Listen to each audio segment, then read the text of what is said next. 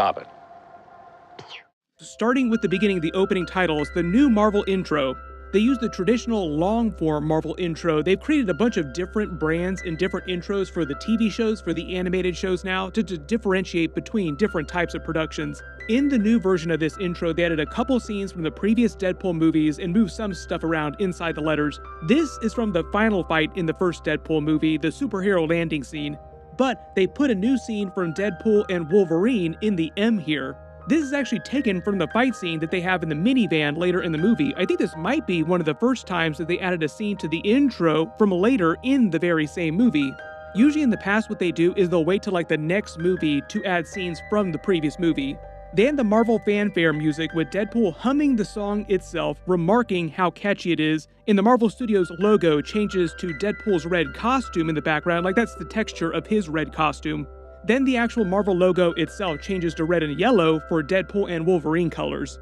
They start the movie at the end of the first act after he's already escaped the TVA and goes looking for other versions of Wolverine. The first place he goes are the woods on the main X-Men universe, his original universe where Wolverine died during the events of the Logan movie. He spends this whole intro explaining what's going on with him since the events of Deadpool 2, breaking the fourth wall a bunch, talking about events in real life. When he says it's been a while, that's because Deadpool 2 came out in 2018 right after Avengers Infinity War. He talks about the Fox-Disney buyout happening. The reason why he didn't think he'd ever be back is because he thought that Marvel would recast the Deadpool character. There are a couple of jokes about this in real life after the Fox-Disney buyout completed, but that wasn't until after Avengers Endgame in real life in 2019. So that's when he actually started having real meetings with Kevin Feige about doing a new Deadpool movie under the Marvel banner. He makes fun of Marvel and Kevin Feige for being stupid enough to let him have his own movie franchise. That's why they flash Kevin Feige's name as producer while he's saying that. This is the first of countless Disney jokes throughout the movie. Then he explains that he and Hugh Jackman lied when they released that promo earlier this year, teasing the movie, saying that they would not touch the events of the Logan movie. Like, we're not going to mess with Logan at all, don't worry, saying that they are definitely going to mess with it as he digs up Logan's dead body. The I Like Me mug he stole from the desk of the TVA agent that was staring at his butt when he fell into the portal later in the movie. Apparently he just yoinked this mug when he was doing that. But the phrase, I like me, is one of many John Candy references in the movie. He's meant to be Ryan Reynolds' all-time favorite comedian, so he references John Candy in a lot of his movies, not just the Deadpool movies, but all of his movies. The actual phrase on the mug, I like me, comes from his famous speech during Planes, Trains, and Automobiles. I like me. My wife likes me. My customers like me. Because I'm the real article. When he says he's digging up his corpse in downtown North Dakota, that's the place where this was in the Logan movie, where his body was buried in the Logan movie. He calls him the one and only Wolverine. That's a bit of a joke in real life because Kevin Feige said he had no plans to recast the Wolverine character, even though we do get Henry Cavill playing a Wolverine variant later in the movie, the Cavalrine. He also makes the joke later that Disney's going to keep bringing him back to do this until he's 90, which is probably going to wind up being true at this point. You notice Wolverine's adamantium-coated skeleton is still wearing the same shirt that he had on during the Logan movie. He was just buried in the shirt, and he still got that tree branch sticking out of his torso that actually killed him. He makes a reference to the residuals, which are payments that actors and creatives that work on movies, TV shows get each year after the fact, so the bigger the box office, the bigger the trail residuals that they get for the rest of their lives.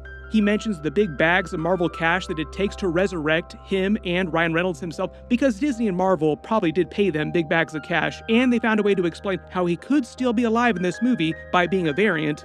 Notice he also refers to the skeleton as Hugh Jackman, not Wolverine, and uses an Australian accent because Hugh Jackman is Australian in real life. He speaks with his natural accent outside of his movies all the time.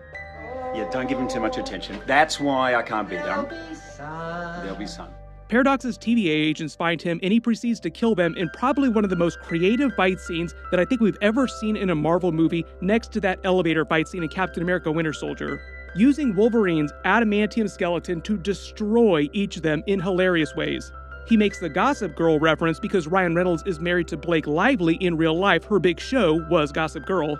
She plays the Lady Deadpool character later in the movie, and really cool real-life reference too, side tangent, Rob Liefeld said in real life years ago, before Blake Lively met Ryan Reynolds on the set of Green Lantern, that was the first time they actually met each other. Way before that, when she was just doing Gossip Girl, Rob Liefeld and his wife were huge fans of hers and of the show before he ever met Ryan Reynolds.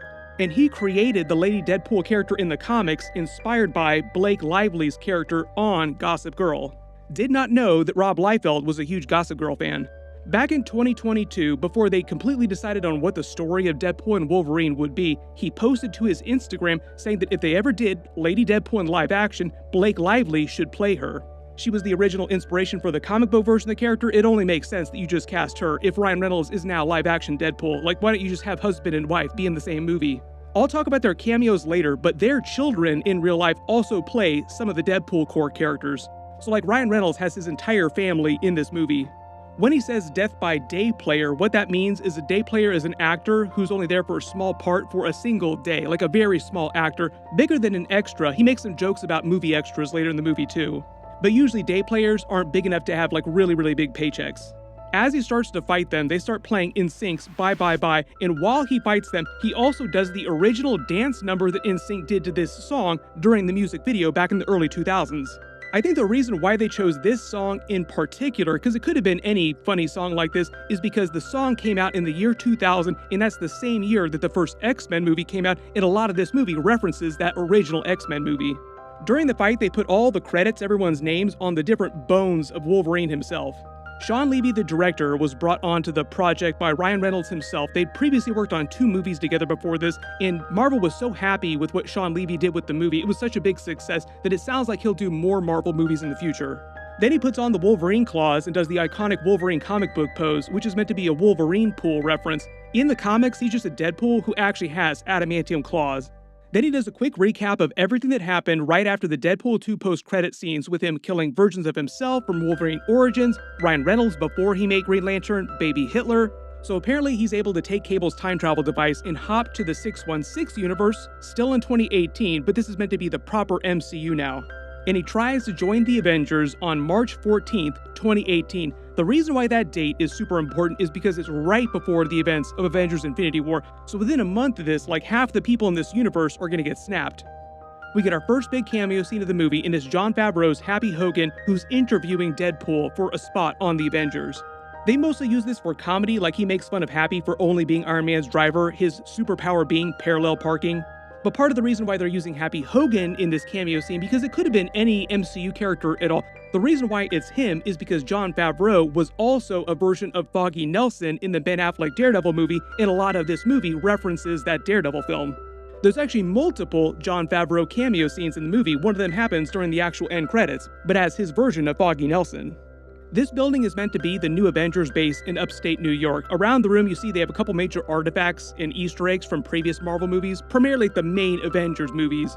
But I think what they're also referencing during this, like Deadpool is looking for purpose, but I think the Avengers rejection is meant to be a nod to Ryan Reynolds in real life trying to get himself into the next Avengers movie, like Avengers 5. Like, will you please put me in Avengers 5? And they're just clowning on the idea that Kevin Feige is telling him, no, you can't be in the next Avengers movie. Also, the fact that Ryan Reynolds revealed in real life he pitched Kevin Feige 20 versions of this movie, Deadpool and Wolverine, before Kevin Feige agreed to actually make the movie. So a whole lot of jokes about rejection in real life and in the movie universe too. I'll probably do a deleted scenes video at some point in the next week or two. I'll talk about the other versions of the movie that they were almost going to make during that video. There are many other versions. Around the room, we see the prototype for Captain America's shield from the Iron Man movies. Behind Deadpool, you can see a couple Iron Man faceplates, one from Iron Man 2. This is like the one the little kid was wearing when Iron Man saved him. The funny thing about that is that the little kid was played by Jon Favreau's real-life son, who also directed that movie. I think this other faceplate is from the Iron Man Mark III. They have the Mark V, which is the briefcase suit from Iron Man 2. This is a picture of Iron Man and Spider-Man that they took for the fake internship that Iron Man tried to lie to Aunt May about back during Captain America's Civil War. This was meant to pay off that Easter egg. The photo also winds up appearing during Avengers Endgame. He makes a joke about schmasturbating, which is jerking it with Hulk hands. My assumption is that Deadpool knows about the Avengers because they might exist in the Fox X-Men universe and we just never saw them, or he saw them at some point when he was jumping across universes. But if you really think about it, he knew about the DC universe in Deadpool 2. He knew that Josh Brolin also played a version of Thanos. Zip it, Thanos. We have a deal and you forgot. So I think part of the way he knows about the Avengers is his fourth wall breaking powers just give him access to so much more knowledge that normal movie characters do not have. It's part of the reason why Deadpool is one of the most powerful characters in Marvel Comics just in general, because he can literally pause the story. As they pan around the room, behind Happy you see the Iron Man Mark II helmet. Pictures beneath it are just of the original Avengers. The Forbes magazine of Pepper Potts is from Iron Man 3. Deadpool refers to Iron Man as the Man, asking if he doesn't do cameos like this anymore. There's talk about Robert Downey Jr. coming back for Secret Wars though, but I think the idea is that he just does not do smaller one-off cameos like this in general. He hasn't done them for a long time. When he talks about his experience with teams in the past, he tells them all about the events of X-Force during Deadpool 2, RIP. There's also a joke about Cable not testing well in focus groups, which is why I think that he's not in Deadpool and Wolverine. They zoom in on Iron Man's second arc reactor that they put on his funeral pyre at the end of Avengers Endgame, but remember, this scene is happening during March 2018 before Infinity War, so none of that stuff has happened, like he's still alive and well. When he says he doesn't want to spend the rest of his life as a one-trick pony, that's also a bit of a meta reference to Ryan Reynolds saying he doesn't want to just be Deadpool in the Deadpool movies, he wants to try and be in other Marvel movies. In the background, you also see a Mobius strip on the shelves. You could think of that as a reference to when Iron Man figured out time travel during Endgame, but that hasn't actually happened yet. Notice also that Happy Hogan says the Avengers will keep an eye on him. I think that's also a joke that maybe we'll let you be in the next Avengers movie, wink wink. Marvel's changed so much in real life in the last couple of years, their whole plan for Avengers 5 has completely changed, but Secret Wars I think is still going to be Avengers 6. So we don't know about Deadpool in Avengers 5, but I think for sure he will be in Avengers 6. As he leaves, trying to get burgers with Happy Hogan at Shake Shack, there's a poster of the Stark Expo from 1954 behind him. Then there's a time jump to 6 years later in the main X-Men universe, his original universe he's gone back to, making it 2024 during the events of the movie. And he's since become a used car salesman, just working with Peter to pay the bills, having retired from being a superhero, crushed by the Avengers' rejection. Zoom and enhance inside his locker, there's a Canadian mounted book, which is a book that John Candy's character was reading during Planes, Trains, and Automobiles. Deadpool has his own copy of this book since Deadpool 2. We see him reading it during that movie. He staples the toupee to his head because remember, he has really bad cancer, so he can't grow hair. While he tries to sell the family on the minivan, he makes a ton of jokes about butt stuff. There's a lot of that in this movie, like the pegging jokes, for instance. That's just like a small part of it. This is also meant to be the same family that they crash through the portal to see later in the film. When he says he wants to have kids someday, they don't really get into it during this movie, but at some point after the events of Deadpool 2, Vanessa was supposed to have a miscarriage, so I guess that she had been pregnant at some point. Remember, at the end of the movie, he also says that they're going to name their baby Cher. I think that's meant to be the baby who died. Peter then reveals that he's keeping his old Deadpool suit in his locker and makes a joke about not wearing it himself, wink wink, foreshadowing Peter Pool at the end of the movie when he comes to save Deadpool and Wolverine wearing the suit. There's a couple more John Candy references. Notice that he's wearing that red Hawaiian shirt. It's similar to the one that John Candy was wearing during Brewster's Millions. The bike helmet here and the bike are also the same ones that Peter Pool rolls up with later in the film. We find out that it's Deadpool's birthday. The people taking pictures of him from afar are Paradox's rogue TVA hunters who said that they've been watching him for a while. When Peter says we are Deadpool, that's meant to be a joke that they pay off with a Deadpool core at the end of the film. You could also think of it as a we are the Flash joke too. We find out that Peter is the person that he says got his nipples and dong pierced, like he says a friend, but it's really just Peter that got himself pierced. The apartment that he's currently living in with Blind Al is number 17. Deadpool number 17 was an issue where he briefly joined the X-Men. This movie is full of X-Men crossover. The majority of the main characters from previous Deadpool movies are back. Later we find out that he went back in time using Cable's time travel device to also save Shatterstar and Vanessa. He literally says 6 years ago you'd all be dead. That's just a joke about the end of Deadpool 2. When we see him holding the green cup here, you could think of that as a sly Green Lantern reference. He tends to make Green Lantern jokes in almost every single movie that he makes. There are a couple more fourth wall breaks when Blind Al asked him to do some coke. Disney jokes, Kevin Feige jokes, saying that he said that they could do anything in this movie but that. The funny thing is that in real life, Kevin Feige actually responded to this question, saying that he didn't tell them they couldn't use that stuff in this movie, he just didn't think that it was that funny. I think the idea is that he was heavily implying that Ryan Reynolds should not try to use that stuff in this movie. This kind of fourth wall break is also Deadpool acknowledging that he knows that he is a fictional character in a movie, like they're making the Deadpool movie while he's speaking to Blind Al right now. He's actually known that he's been a fictional character in a movie like this for a long time. Blind Al references Forrest Gump, White Girl Interrupted in the Frozen movie. When she says she prays that fire claims him and finishes the job, that's a reference to his origin story from the first Deadpool movie when he almost burned alive, but his regenerative powers had kicked in. We find out that both Deadpool and Colossus are superfans of the Great British Bake Off show. When he tells this person no speaking lines, that's a joke about the actor not having a big enough part in the film to actually get speaking lines. Later, he also gets pissed off at him for trying to improv new lines that weren't in the original movie script. When Vanessa says that she's been dating someone new called Dermot, I think that's meant to be a Dermot Mulrooney joke. He also played the former US president during Secret Invasion, so a bit of a Marvel joke too.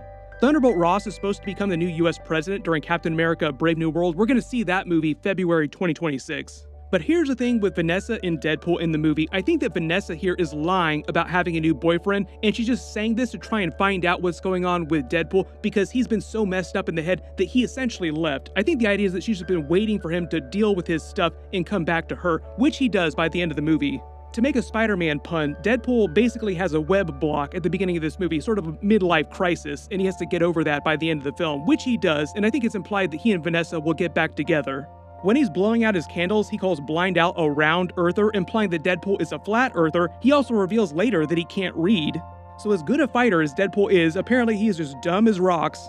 Then the TVA knocks on the door to arrest him. We get all the stripper jokes, the Disney pegging joke. He also makes a Pretty Woman reference. If you haven't seen that movie, Julia Roberts plays a hooker, and her whole thing is that she doesn't kiss her clients. Strictly a third base kind of working girl. The TVA says Deadpool's full name, including his middle name. We don't hear people say it that often. It's Wade Winston Wilson. They take him back to the TVA where we meet Matthew McFadden's Paradox character. He poops his pants on purpose like he was conscious when he did it. There are a bunch of jokes about them giving all this exposition to explain why he's at the TVA. When he says the TVA name is a throwback kind of thing, that's because they don't prune variants anymore the way they used to before the events of Loki Season 1. This is all part of Paradox's secret master plan. He hates what the TVA has turned into after the events of Loki Season 2, and he wants them to be more like they used to be before Loki came along. But here's a big question I've been seeing. People are wondering, why did he save Deadpool? Like, what did he need Deadpool specifically for so badly if he already had the Time Ripper? Paradox tells Deadpool that his superiors at the TVA told Paradox that Ryan Reynolds' version of Deadpool will serve some super important purpose in the future that they absolutely have to have him for, but they don't totally know what that is. I think that's meant to be tied to the Thor cameo scene with him in Deadpool, with him dying in his arms, and it's meant to be more of a Secret Wars kind of joke. Like the super important event that they can't talk about right now, wink wink, is Secret Wars, where he fights with the Avengers. So in the movie, Paradox is trying to destroy Deadpool's timeline, the main X-Men timeline, but he can't destroy Deadpool because the TVA wants him. He's super important for later. That's basically the only reason why Paradox brings him to the TVA and tries to turn him into another TVA hunter, like Agent Deadpool. All the stuff with sending him to the Void, Cassandra Nova, he didn't need Deadpool to do any of that stuff. He just needed Deadpool out of his universe so that Paradox could destroy it. And if it wasn't clear, when Deadpool is at the TVA here, it's meant to be after the events of Loki Season 2. If you look in the background, you can see the multiverse tree structure on the posters in the background. That's just meant to reference Loki's multiverse tree. Notice on the monitors in front of them, they flash scenes of a bunch of Marvel and Deadpool references, scenes from all the Captain America movies, Winter Soldier, Civil War, the first Captain America movie, from Avengers Endgame, Age of Ultron. They're focusing so much on the Cap references because of the Johnny Storm, Chris Evans, Human Torch, Fantastic Four references later in the movie too. Just to set up the idea that Deadpool loves Captain America, so that's why he thinks it's Captain America when he sees Chris Evans' character. There's even a scene on these monitors of Deadpool accepting an Emmy Award for the Welcome to Wrexham TV show, which he did in real life just a little while ago. This is a video that Ryan Reynolds posted of him acting as if Deadpool were accepting the award for Ryan Reynolds. Woo! Wow! Got Mr. Lively couldn't be here to accept this broken Emmy, so he sent me on his behalf. Paradox and Deadpool make a ton of MCU and Avengers references. Like I said, I think the mystery future event that he sees with Deadpool and Thor is for Avengers Secret Wars. He breaks the fourth wall again a couple times in a row, citing gratuitous cameos, like he knows that he's in the middle of a movie while they're making the movie. When he says the power of the Marvel Cinematic Universe is about to change forever, that's a big Black Adam Rock joke. The Rock said the same basic thing about the Black Adam movie, changing the hierarchy of the DC Universe. Spoiler warning, the hierarchy of the DC Universe did not change. He calls himself Marvel Jesus. That's also one of the many jokes about how he's going to save the MCU with this movie because people are now way more interested in Marvel in real life just because of this movie. Also later in the film, one of the Deadpool core members is a Deadpool Jesus figure or a Messiah pool, whatever you want to call him. He breaks the fourth wall again to smash the camera, filming this movie, and grabs the boom mic recording their dialogue while they're filming the movie and says, "Screw it, Fox, I'm going to Disneyland," in real life, Deadpool and Wolverine just came to the Avengers campus at Disneyland to start doing their live show. So the character just literally went to Disneyland. He reveals to Paradox that he doesn't know how to read.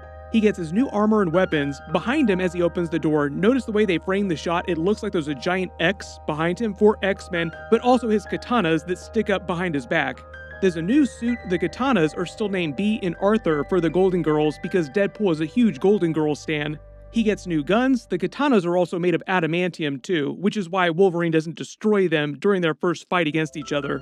His guns also say "Smile for the Flash" on the barrels because guns flash when fired. The tailor's white gloves grabbing his junk and butt constantly is also a Disney Mickey Mouse joke too, because Disney owns Deadpool technically. He's basically saying that Disney is a predator. When he gets off on floor number 943, that might be a reference to Deadpool number 43 in the comics, where he was trying to get home from space, because in this movie, that's basically what he's trying to do, just get home. Calls the TVA TemPads Amazon Fire Phones. The joke there is that the phone was deemed as a failed product. Paradox explains the concept of anchor beings. That's new to this movie. They didn't have those during Loki. There are a couple concepts that they introduced brand new in this film. Basically, the idea is that someone so fundamental to the existence of a universe, a timeline, that if they die, the entire universe will die with them. And in this universe, it was the original Wolverine from the events of the Logan movie. And because so much of the movie is clowning on cinematic universes in general, not just the MCU, part of the joke with Wolverine being the anchor being of the X-Men universe is that for a long time in real life, he was thought to have carried the franchise, like he was critical to the popularity of the X-Men movies, so a lot of the X-Men movies started to revolve more and more around his character. Now that he supposedly died in that universe, there's no more interest, quote-unquote, in the X-Men movies, so the universe is starting to die. It's going to take that original X-Men universe about 1,000 years to die, but Paradox, because he wants to take over the TVA and make things like they used to be, doesn't want to wait that long, so creates the Time Ripper to speed that up. Doing so without letting the rest of the TVA finding out that he's doing it. Notice on his TemPad there's Miss Minutes here. This is on all the TemPads. It's the closest we get to a Miss Minutes cameo scene during the movie. They replayed the events of the Logan movie on the monitors. When he says the multiverse doesn't need a babysitter, that's basically what God Loki is doing right now. Deadpool steals the TemPad and that coffee mug, and they show the rest of the intro. He kills those TVA agents with his Wolverine claws. He calls it Wolverining. Then he kills the TVA agent who insults him and Canada. Lots of Canada jokes during this because Ryan Reynolds is from Canada in real life, as is the Deadpool character and the Wolverine character. They start the montage of Wolverine variants in other universes. There are some deep cuts here from the comics. They start with a comic-accurate, short Wolverine. This is how tall he's meant to be in the comics. It's a joke about how all the fans in real life have always complained that Hugh Jackman is way too tall for Wolverine. In the comics, he's only about 5'3". During the X-Men 97 episodes, they depict him as being more comic book accurate, like he's way shorter than the other X-Men. Deadpool calls him Harry Lou Retton. Mary Lou Retton was an Olympic gymnast who was just very, very short. This one is Age of Apocalypse Wolverine. We actually saw a version of him during X-Men the Animated Series. This one is Patch Wolverine. This is Henry Cavill Wolverine, who he calls the Cavalrine, making a bunch of DC, Superman, Justice League jokes, saying that they, Marvel, will treat him so much better than the people at DC did. They really did Henry Cavill dirty over at DC. This cameo is also meant to pay off a long-running fan rumor that Henry Cavill would be the new recast version of MCU Wolverine, like the John Krasinski Fantastic Four cameo scene, paying off the rumor that he was going to be the new Reed Richards. This one is meant to be comic-accurate Old Man Logan Wolverine. This one is based on the X-Men comics where the Reavers crucified Wolverine on a giant X. Then we get the Wolverine vs. Hulk scene. It's a reference to their original fights in the comics from Incredible Hulk number 340. He makes a John Byrne brown and yellow suit because that's the suit he was wearing during that issue. This is meant to be Mark Ruffalo's version of the Hulk, and he makes that comic book cover image with him reflected in the claws. But in the original comic book, Wolverine was fighting the Gray Hulk, not the Green Hulk. When Hulk starts thrashing Deadpool, he starts reciting the same thing that Loki did during the first Avengers movie when Hulk thrashed him, calling him a dull creature. When Henry Cavill Wolverine punches him through the portal to the final Wolverine, the person he bumps into is Ollie Palmer, a Wrexham AFC player. Ryan Reynolds co-owns the team in real life with Rob McElhenney, and there's another Wrexham cameo later in the movie on his locker and another character during the Deadpool Corps. The one on his locker is a Notts County sticker. They're one of Wrexham's big rival teams. Later in the movie, there's a Welsh Pool member of the Dead Corps with a Welsh flag on his chest. It's played by Paul Mullen, another Wrexham AFC player. We meet the main version of Hugh Jackman's Wolverine in the movie. The reason why everyone on his Earth hates him, the terrible thing that he did, is that he got drunk one night while he was away. Humans killed the entire X-Men team, and in revenge, he slaughtered all of them and then went on a killing spree, killing tons of people all over the world. Basically pulling a Hawkeye from Avengers Endgame when he went full Ronin. And by the end of it, people started to think of him as a villain, turning on the X-Men. So basically, Wolverine got the world to hate the X-Men. That was like the terrible thing that he did, basically perverting the memory of the X-Men. Notice the bar that they're in is in Canada because there are a bunch of Canadian flags in the background here. He thinks Deadpool is a hooker at first. Apparently there's no Deadpool on this Earth because he didn't know him immediately. But there are Avengers because Wolverine says screw the Avengers later in the movie, like he's met them before and hates them. There's all kinds of jokes about Whiskey Dick of the Claws because he's so drunk. His healing factor means he has to drink a ton of booze to get drunk. When he smiles and puts his head on Deadpool's gun barrel, it's because he has an adamantium skull and knows that the bullet will do nothing because they're not adamantium bullets, they're just regular bullets. Deadpool makes the joke about long run times for movies. It's one of the reasons why Deadpool and Wolverine is only about 2 hours long. Normally you would expect the movie to be about 3 hours long, but the idea is that the shorter the movies are, the more that movie theaters can cram in different screenings each day, potentially earning more money for the studio and for the theaters, because the ticket prices for longer movies is the same as the ticket prices for shorter movies. It was actually reported in real life, opening weekend, as of me posting this video, 45%, I think, of all movie screenings across the United States were just Deadpool and Wolverine. So like half the people in the United States alone were just watching Deadpool this weekend. Then he spots his yellow comic book accurate suit breaking the fourth wall again to say it only took 20 years to actually get it. When he comes back to the TVA through the portal, he says, "On your left," a reference to Avengers Endgame. There are many Endgame references during this. He says this Logan looks like he can do anything, even musicals, because Hugh Jackman has done many musicals in his career in real life. During the movie, they even used 2 songs that he sang during Greatest Showman and The Music Man. Later in the movie, he tells Cassandra Nova that he's going to make this Wolverine sing the opening parts of Music Man without warming up. Then he also makes some Bryan Singer original X-Men movie jokes, saying that this Wolverine looks like he's not embarrassed to be in a superhero movie, just clowning on the black leather suits from that first X-Men movie. Kevin Feige actually got his start in Hollywood on this movie. This is baby Kevin Feige behind the scenes of that while they were filming. He said the reason why they wore black leather suits in that instead of comic book accurate ones is because when they made the movie, the Matrix movies had just come out and they wore black leather in those movies. They earned so much money. All the executives in control of the movie and Bryan Singer felt like if the Matrix wore black leather and earned a ton of money, that they should do that in their movie too. Like, oh, we wear black leather, it'll help us. Sounds exactly like Hollywood learning all the wrong lessons from movie successes. When Deadpool calls Paradox the internet like an insult, it's a reference to the internet being mad about Wolverine being in Deadpool after their initial announcement, because in that they said they weren't going to mess with the events of the Logan movie, and people in real life were worried that they were going to trample on the Logan movie, which they actually kind of wound up doing, like he called it out at the beginning of the film. We're not going to avoid it, and he digs up his body. Then he breaks the fourth wall again to tell Wolverine that he's joining the MCU at a low point because popular opinion in real life has turned on Marvel movies as of late the last couple of years. There's a lot of jokes about this later in the movie too, absolutely ripping the multiverse saga of movies. They both get pruned and sent to the void. We get our first big fight scene between Deadpool and Wolverine in front of the wreckage of the 20th Century Fox sign, which Deadpool salutes as he says goodbye, like goodbye Fox. All because all these new Marvel movies that they're going to be in will be under the MCU banner.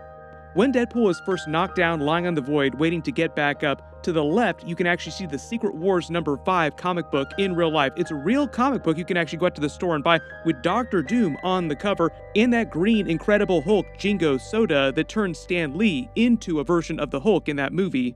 Part of me thinks them flashing this Dr. Doom Secret Wars cover means that the movie version of Secret Wars that Marvel winds up doing at some point will be a little bit different. I'll reference this later in the video too, because there are a couple Secret Wars adjacent style references where they're borrowing some of the plot of that for this movie, meaning that they probably won't repeat that when we get to the actual Secret Wars movie. He makes the Mad Max reference, saying they might be infringing on IP because Warner Brothers owns the copyrights to the Mad Max movies. Because we're on the void, there are a bunch of Easter eggs from a bunch of different movies and places in real life. There's Captain America's shield, Thor's winged helmet, a shield helicarrier in the background. This is the CN Tower from Toronto. Their fight scene here is great. I think there are better fight scenes later in the movie, but all the fight scenes in general in this film were top tier. He breaks the fourth wall again to call out how amazing their fight is going to be. Get your special sock out. As they pan around their fight, you see a giant Chitauri flying creature in the background, this big skeletal spine here. One of his katanas, you can see the hilts depict Deadpool symbols. When Wolverine almost chops his head off, that's a bit of a Headpool reference, like let's see you survive without your head. Technically he can do that, and we see Headpool later in the movie. Then we get our Chris Evans cameo scene as his Johnny Storm Human Torch from the old Fantastic Four movies. It was amazing. Chris Evans said in real life he doesn't really want to play Captain America again that much, but he's totally happy to play Johnny Storm again. Supposedly Chris Evans has also signed a contract to come back for Avengers Secret Wars, but they didn't say which character. It could be another version of Johnny Storm, it could be another version of Captain America, we'll see. Deadpool thinks that he's Captain America when he first sees him. They even play the Captain America theme music for a second before they make the Flame On reveal. There are a couple of jokes about Cap being in a rated R movie now, like you're going to encounter some more harsh language and some light butt play because Captain America has only been in PG-13 movies before. He also says that they were prohibited from doing coke on camera, implying that they're doing it off camera between scenes. We get a bunch more of the cameo scenes from the classic Fox Marvel movies. This is Ray Park, who came back to play his version of Toad from the original X-Men movie. He's riding in the Fantastic Car from the Fantastic Four movies, but it's actually based on the design of the Fantastic Car from the original Fantastic Four comics from the 1960s. We're also getting a lot of Fantastic Four announcements this weekend about the new movie. That'll be a completely separate video, completely different stuff going on in that film. These two tanks in the motorcycles are from the first Captain America movie. They're all Hydra designs. This is also Red Skull's car from that same movie, but it's been hot-rodded to look just like Iron Man's hot rod car that he was working on in the first Iron Man movie, and it has an Iron Man hood ornament. So it's like there was an Iron Man in another universe who either bought it and hot-rodded it out, or in his universe, he was a Hydra version of Iron Man. I also think this is meant to set up an Iron Man cameo scene that just didn't work out, because earlier in the movie, they also added that joke about Robert Downey Jr. not doing cameo scenes anymore. Supposedly, one of the alternate endings of this movie was going to involve an Iron Man or Robert Downey Jr. kind of post-credit scene, but I don't know which version or which character he was going to play, if it was going to be a version of Iron Man or a version of some other character.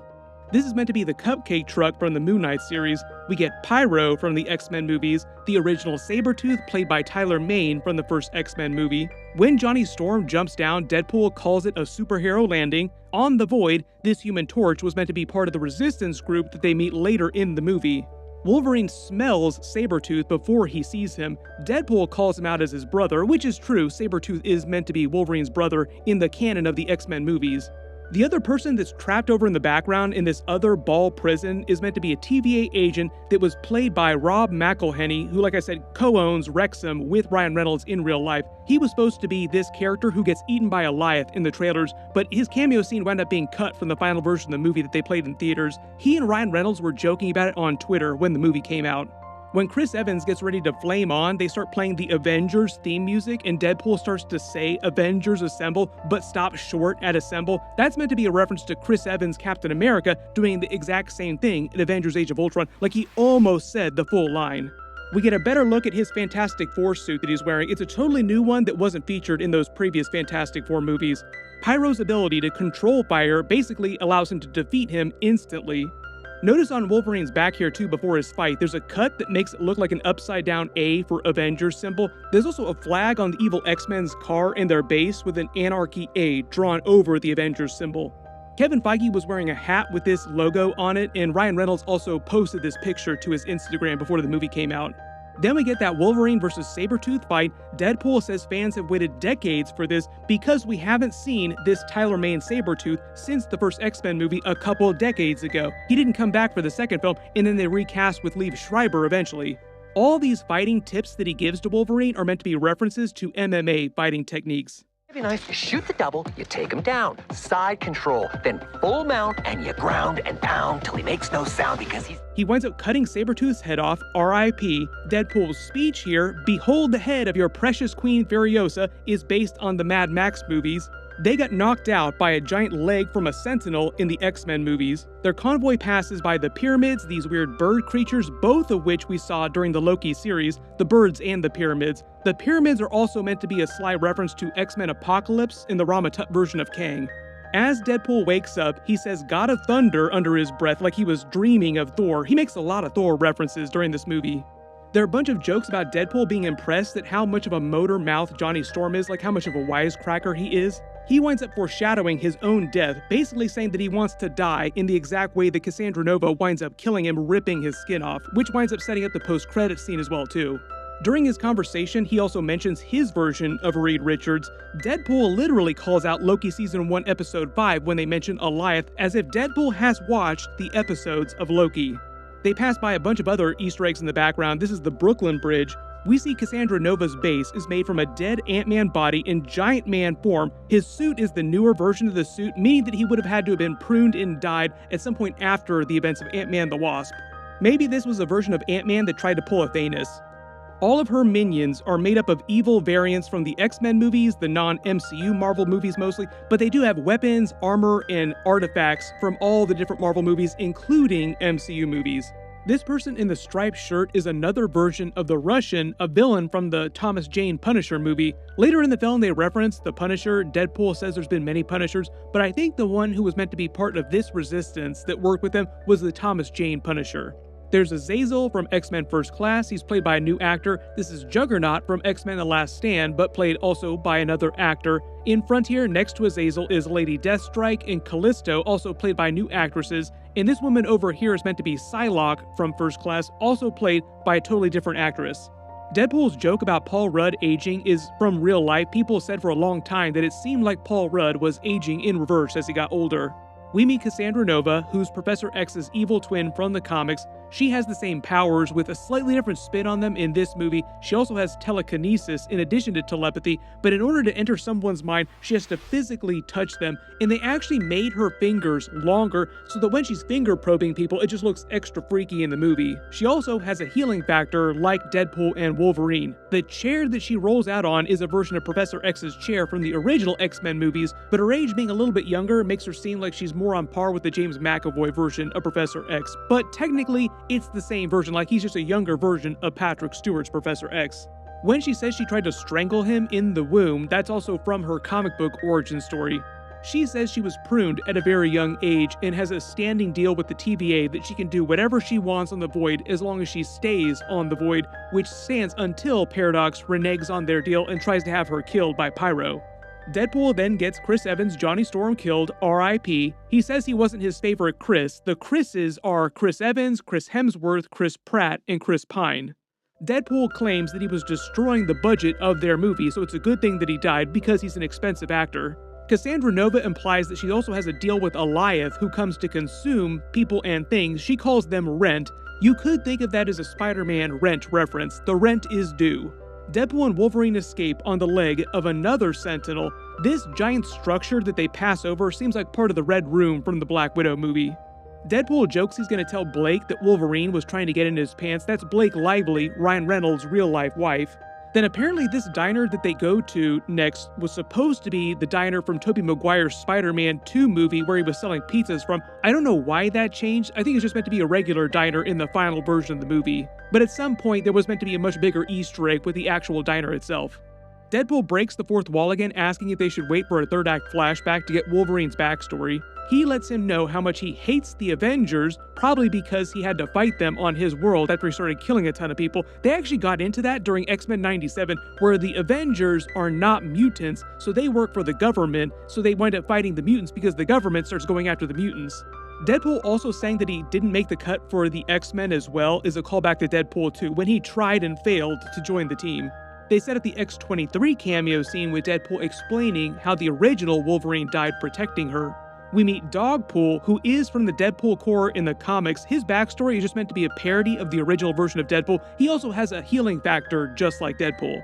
Within the movie, her other name is Mary Poppins, but in real life, the dog who plays Dogpool won UK's Ugliest Dog competition. She's owned by Nicepool, who's also played by Ryan Reynolds, but the credits actually list him as Gordon, who's Ryan Reynolds' fake twin that he invented for a joke a long time ago. So during the movie, when he gets this Nicepool killed and uses him as a human shield, killing his annoying twin that he invented a long time ago. All because he wants those golden desert eagles and he wants Dogpool. When he mentions Ladypool just had a baby and lost the weight super fast, that's a reference to Blake Lively in real life having just given birth to Ryan Reynolds' newest child recently when she filmed this cameo scene. Most of Ryan Reynolds' children also cameo later in the movie. I'll point them out when we get to that part. Deadpool makes a joke about Hugh Jackman's real-life divorce, saying that he let himself go since the divorce and that's why he's wearing the costume and not going shirtless. This conquistador shipping vessel that they walk by is from the X-Men comics. They drive past a bunch of Thanos' Q ships from Avengers Infinity War and Endgame. You can let me know what you think happened to get these pruned. He makes fun of Wolverine's yellow suit, saying that he looks like he's fighting crime for the Los Angeles Rams because of the yellow and blue colors. Later, Wolverine explains the reason why he wears the suit all the time, like he was wearing it under his normal street clothes even though he wasn't busy being a superhero. It's meant to be his reminder of the X-Men that he lost. They make the joke about the educated wish, which they reference a couple times later in the movie. He makes the Spider-Man thwip sounds and motions, meaning that he's met a version of Spider-Man at some point. Let me know which version you think that it is. Then he refers to himself as the Merc with a Mouth, which is Deadpool's nickname in the comics. They have their fight inside the car, which is probably one of the best, most creative fight scenes that they've had in a Marvel movie since Captain America Winter Soldier's elevator fight scene. The X-23 finds them passed out, brings them back to the resistance base, and we find out that it's made from the ruins of the Darkhold Temple in Doctor Strange Multiverse of Madness. They even have the Scarlet Witch carving on the ceiling. Everybody looking around to see if we see a version of Scarlet Witch Wanda somewhere. Don't worry, she'll be back eventually. They'll reference her later this year during the Agatha All-Along TV episodes. Around their base inside here, there's all kinds of Easter eggs. He wakes up in Hulk's bed from Thor Ragnarok, also saying Thor again. Like every time he wakes up after being passed out, he says Thor or God of Thunder. Lots of Thor references in this movie. All these swords that they show you are Blade's swords. I think the chess set is just meant to be a reference to Professor X and Magneto's chess games that they played. We get a bunch more of the big cameo scenes, starting with Jennifer Garner's Elektra from the Ben Affleck Daredevil movie. Wesley Snipes' Blade, could not believe that they got him to cameo. And we get super deep cut Channing Tatum Gambit because the Gambit movie that he was making never actually got made. Most of the jokes with his character in this part of the movie are a reference to that. The fact that he was almost Gambit, like he wanted people to call him Gambit, but it never quite worked out, ... Deadpool also thinks that Elektra is Wonder Woman before she says her name. The whole joke about Blade being retired is a reference to Blade Trinity, and then Ryan Reynolds' Deadpool saying, "You never did like me," because he hated both Ryan Reynolds on the set of that movie. Like there was some beef between the two of them while they were making the movie, and his character Blade also hated the Hannibal character that Ryan Reynolds played in that movie. Wesley Snipes actually said that Ryan Reynolds called him up and was like, "This is awesome, I would love to do it. Is Marvel ever going to let us do this?" Because he knew that they were going to make the Mahershala Ali Blade movie, which he also jokes about later in the film. Apparently, if there was any beef between Wesley Snipes and Ryan Reynolds 20 plus years ago, it is all over now, like it's water under the bridge. One of my other favorite Channing Tatum Gambit jokes too is when they're each saying how they wound up on the Void. They just say the TVA showed up and pruned them, but Gambit says, "I don't know, maybe I was born here," because his movie never got made, so he never had a universe to come from, so he was literally created for the purposes of this movie on the Void. So he kind of was born on the Void. Deadpool also breaks the fourth wall a couple more times when he's joking with him about his dialect coach not being very good and not understanding what he's saying. "I'm missing a bunch of important exposition here."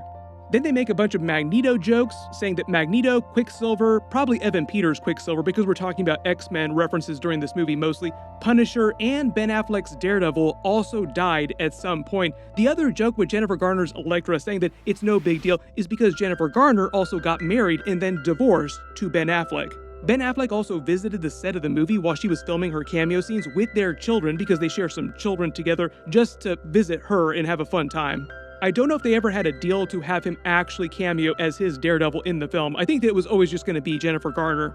They explained that Cassandra Nova also melted Magneto's helmet, so Juggernaut's helmet is the only one that will be able to block her powers. Technically, because she's the twin of Professor X, that also makes Juggernaut her half-brother as well too. Deadpool also makes another Disney joke about them cheaping out on the cameo scenes by not paying for a Magneto cameo scene. When he says Gambit's power is close-up magic, that's also a callback to Jimmy Woo's close-up magic. Deadpool makes an Avengers reference saying that if they can't save their universes, they can avenge them, which is a callback to Iron Man's quote during the first Avengers movie. He references the Minions when saying that he can't understand a word that Gambit is saying. We get the X-23 cameo scene. She walks in, she reveals her name is Laura. That's because her name is Laura Kinney. Wolverine also has a son and another daughter in the comics named Dakin and Gabby. Maybe at some point they'll introduce their characters too. She tells Wolverine the story of her original Wolverine to inspire him. New Wolverine references Beast, Cyclops, and Storm on his Earth, but they don't have cameos in the movie. Probably just because the movie had already gotten really top-heavy with cameo scenes, and the budget would have been out of control to pay for some of those actors to show up. We find out that Pyro is secretly working for Paradox, who orders him to kill Cassandra Nova. They drive past a version of Asgard that's been pruned. This ship that they pass is the Milano from the first Guardians of the Galaxy movie. When Wesley Snipes says that he'll only ever be the only Blade, it's a joke about Marvel just having trouble making that new Mahershala Ali Blade movie. They announced it at Comic-Con 2019, and here we are 5 years later as of me posting this video to the day of the Marvel 2024 Comic-Con panel. The 5 Punishers that Deadpool mentions are probably Dolph Lundgren, Thomas Jane, Ray Stevenson, R.I.P., John Bernthal, who we'll see come back during Daredevil Born Again episodes next year, and John Beck was the Punisher during the Spider-Man the Animated Series. They had that big fight against Cassandra Nova's mutants. X-23 even puts on her sunglasses from the Logan movie that she still has. Cassandra Nova sends Wolverine into his memory of the dead X-Men teammates. These are their graves here that he's seeing. They get Juggernaut's helmet on her, but then Wolverine spares her to honor the memory of Professor X to be the better person, because the whole reason that everybody hated him on his Earth is because he turned into a killing machine. She then agrees to help them return to the main X-Men universe. Now notice the Easter eggs inside Ant-Man's skull here all around her little room. She's created a makeshift version of Cerebro. Her chair here is actually Thanos' throne from Avengers Infinity War, meaning she's killed a version of Thanos at some point to take it. Then she makes all the Doctor Strange references, saying that she killed a version that wound up on the Void and took his stuff. So on the back of the throne is lying the Cloak of Levitation, and she has the sling ring with 2 Infinity Stones in it, the Time Stone and the Reality Stone.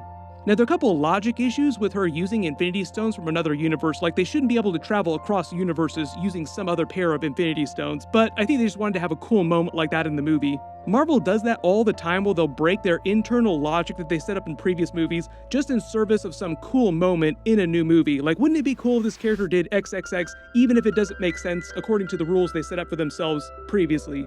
Technically, the Infinity Stones should only work in the original universe that they came from, which is why they're just stones inside the TVA during Loki Season 1, just a couple paperweights. Deadpool makes a reference to Marvel's magical circle, talking about the Doctor Strange portal. They escape from Goliath, and Wesley Snipes says his iconic line from the first Blade movie. They crash through the portal onto the car that Peter is trying to sell to that family that Deadpool met at the beginning of the film, and he makes that joke about Disney making Hugh Jackman come back as Wolverine until he's 90. Pyro reveals Paradox's betrayal of Cassandra Nova, and she goes after him using the sling ring to go to the X-Men universe. When she says she wants to use the Time Ripper to destroy all other universes except for the Void, like just the Void will remain, that sounds like them doing a version of Secret Wars, just because Battleworld works a lot like the Void works. Because she dies at the end of the movie, that makes me think that whatever Avengers 6 Secret Wars winds up being in the MCU, it'll be a vastly different plot from the original comic book Secret Wars, both the old 1980s version and the more modern version. We get the Hunter B-15 cameo scene from the Loki series. Seems like she's gotten an upgrade since the end of Loki Season 2. This store that Cassandra Nova knocks Deadpool and Wolverine through is the Rob Liefeld's Just for Feet joke. There's a long-running gag in the fandom in real life that Rob Liefeld has always been really bad at drawing feet. Dogpool and Nicepool show up. He makes a Van Wilder joke, which is Ryan Reynolds' first big movie success in real life back in the day. If you haven't seen it, it's a bit of a trip. Nicepool makes his own fourth wall joke about The Proposal, one of Ryan Reynolds' other biggest movies early in his career, which pisses off regular Deadpool. Then we meet 100 different members of the Deadpool Corps. So there's only a couple of them that are like named special members from the Deadpool Corps. The rest of them, like most of them, are just generic variants of the original Deadpool in the old Deadpool costume. The important ones are Lady Deadpool, who is played by Blake Lively. Headpool is actually played by Nathan Fillion, of all people, who's currently filming the Superman movie right now, which is crazy. Crossing over Marvel and DC movies all over the place. Cowboy Deadpool is Matthew McConaughey. Most of you probably detected his voice. Baby Pool is actually credited as Ryan Reynolds' youngest child. This person is called Welsh Pool, who's played by Paul Mullen from Wrexham AFC. Next to him is Golden Age Deadpool from the comics, then Deadpool 2099. There's Kid Pool here, who's played by Ryan Reynolds' daughter in real life, Inez. I think this Deadpool variant is Death Mask from the comics. The black suit Deadpool, I think, is the back in black version of the character. This is Samurai Pool. Looking over in the background, you see a Greatest Showman version of Deadpool because of Hugh Jackman's Greatest Showman movie. They also play some of the Greatest Showman soundtrack in the movie too. There's one in a crown in the background. That might be King Pool. Let me know in the comments if you think you spotted any other special ones from the comics, but like I said, most of them are just meant to be generic copies of the basic original version of Deadpool. Then he makes a bunch of jokes clowning on the MCU multiverse saga, being bad, audiences being tired of the multiverse trope. Can we move past it now? Wizard of Oz did it best, did it first. Nicepool then claims that he's loved all the Marvel movies since Endgame, winds up getting him killed on purpose, using him as a human shield so that he can take his golden guns, and then we get the Wolverine mask, finally, in another maximum effort from Deadpool. So a lot of people early on were questioning whether or not we'd actually see Wolverine in the mask. I figured we would see it at some point, but just not most of the movie, because they're paying for Hugh Jackman to show up so that they want people to be able to see his face for most of the movie. It's part of the reason why Ryan Reynolds takes his mask off so many times in the movie, so that they can remind you that it is Ryan Reynolds under the mask for a lot of casual viewers who don't know the Deadpool character. There's a pretty solid fight scene of them against the Deadpool Corps, just mowing through them. They have a Stanley cameo scene. It's a Stanley Steamer joke, which is a reference to a real-life brand that used to run all kinds of ads on TV. The year 1922 was the year that Stan Lee was actually born. On the back of the bus, Raymondo's Marvelous Morning Soup is an Easter egg for Thomas Raymond, the original Human Torch from Marvel Comics, who we saw during the first Captain America movie. All the Deadpools regenerate because they have healing factors, but they're saved by Peter Poole, who shows up wearing Deadpool's original suit that we saw in his locker at the beginning of the movie. All because the Deadpools claim that they have their own version of Peter, best friends, in each universe. They love Peter Poole. They go to stop the Time Ripper, and he makes a reference to Wolverine's mask being like Batman's cowl, but it can turn his head. That's a joke that a lot of the Batman actors, all the way back to Michael Keaton Batman, had cowls that they could not turn their head in, so it was really hard for them to film action scenes in some of the suits. Deadpool and Wolverine then destroy the Time Ripper. Cassandra Nova is vaporized, so I don't expect her to come back in the future, or at least this version of the character. While they're slowly dying, the machine is being destroyed. You see flashback scenes of Deadpool's origin story when he first got his powers lying on the table, talking about Vanessa. There's a couple scenes from Deadpool 2 with him trying to touch her through the veil while he was briefly dead, like he was almost dead, but she had already been killed, so he was trying to touch her beyond the veil of life. A lot of people wondering if we'll ever see Deadpool meet a version of Lady Death, just because she's such a big character to his character in the comics. Then the TVA lets this Wolverine stay on this main X-Men's Earth, and the timeline starts to heal because this Wolverine has become the new anchor being of this universe, redeemed himself essentially. They also implied that Peter is going to be hooking up with Hunter B-15. She agrees to rescue the Resistance group from the Void. The reason why X-23 winds up in that ending scene with them is because this Earth, the main X-Men universe, is her original universe. They just plucked her from after the events of the Logan movie. I just did a much longer video